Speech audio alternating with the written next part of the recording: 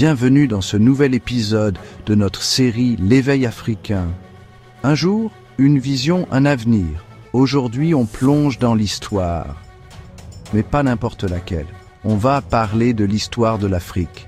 Oui, je sais, on a parfois l'impression que c'est un sujet un peu tabou, un peu mis de côté dans les livres d'histoire.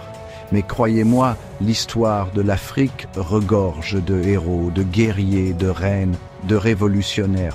On connaît tous Nelson Mandela, Kwame Nkrumah, Patrice Lumumba, des géants. Mais il y a tant d'autres noms, tant d'autres visages qui méritent d'être connus, des hommes et des femmes qui se sont battus pour leur peuple, pour leur liberté, pour leur dignité.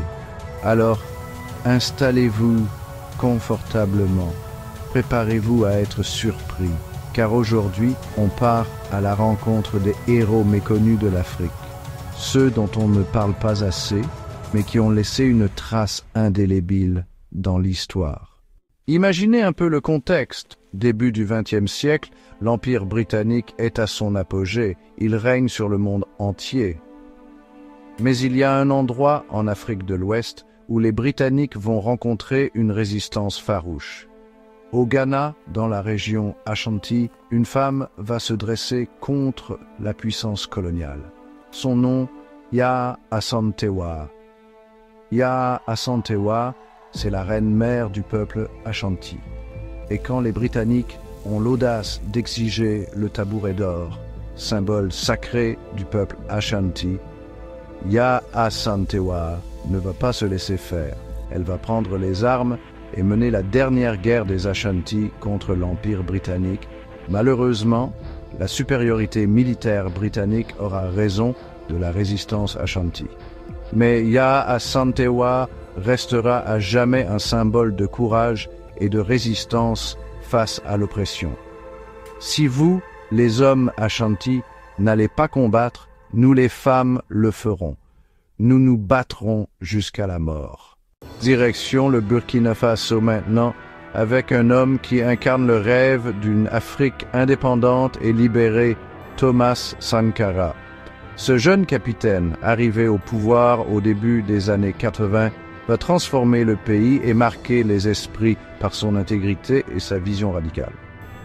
Sankara, c'est un peu le Che Guevara africain. Il veut changer le système de l'intérieur, rendre le Burkina Faso autonome et souverain. Et pour cela, il n'hésite pas à mettre en place des réformes radicales. Éducation pour tous, accès aux soins, lutte contre la corruption, place des femmes dans la société.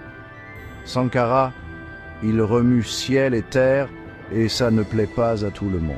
Mais peu importe, lui, il avance, guidé par ses idéaux et son amour pour son continent. Un peuple ignorant de son histoire est comme un arbre sans racines. Chapitre 3. La reine Nzinga, lionne d'Angola. On voyage dans le temps et on atterrit au XVIIe siècle dans ce qui est aujourd'hui l'Angola. À cette époque, le pays subit les invasions portugaises. Mais les colons vont se heurter à un obstacle de taille. La reine Nzinga. Nzinga, c'est une reine guerrière, une brillante stratège qui va donner du fil à retordre aux Portugais pendant des années. Elle négocie avec eux, les combats s'allient avec les Hollandais pour les contrer. Nzinga, c'est une reine qui refuse de se soumettre, qui lutte sans relâche pour protéger son peuple et son indépendance. Une vraie lionne face aux Portugais. Je préfère mourir reine et libre que vivre esclave. Chapitre 4. Samori Touré, l'aigle du Wassoulou. Retour au XIXe siècle en Afrique de l'Ouest, où un autre héros va marquer l'histoire de la résistance contre la colonisation française, Samori Touré. Samori Touré, c'est un chef militaire exceptionnel. Pendant près de 20 ans, il va résister aux Français, menant une guérilla acharnée dans les montagnes et les forêts d'Afrique de l'Ouest.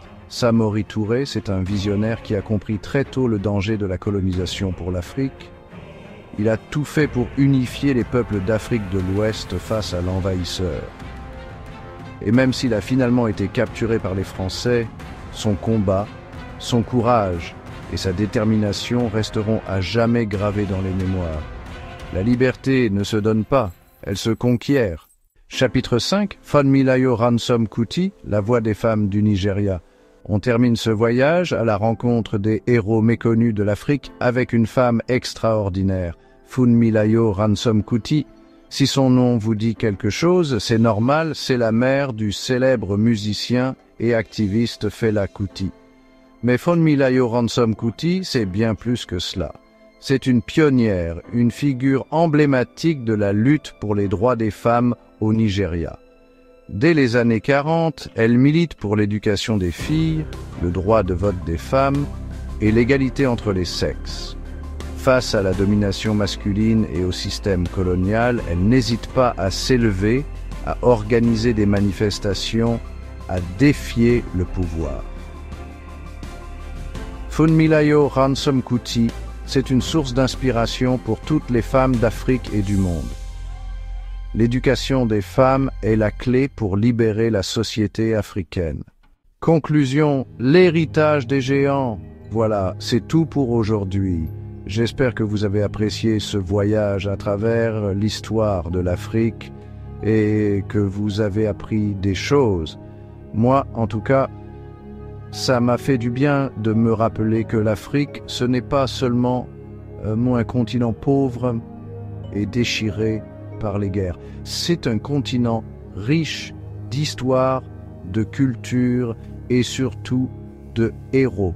Des héros, il y en a eu à toutes les époques et dans tous les domaines. Des hommes et des femmes qui se sont battus pour leurs idées, pour leur peuple, pour leur liberté. Alors n'oublions jamais leur combat, leur courage, leur détermination, car c'est grâce à eux que l'Afrique est debout aujourd'hui et que l'Afrique de demain sera encore plus belle. L'éveil africain, un jour une vision, un avenir.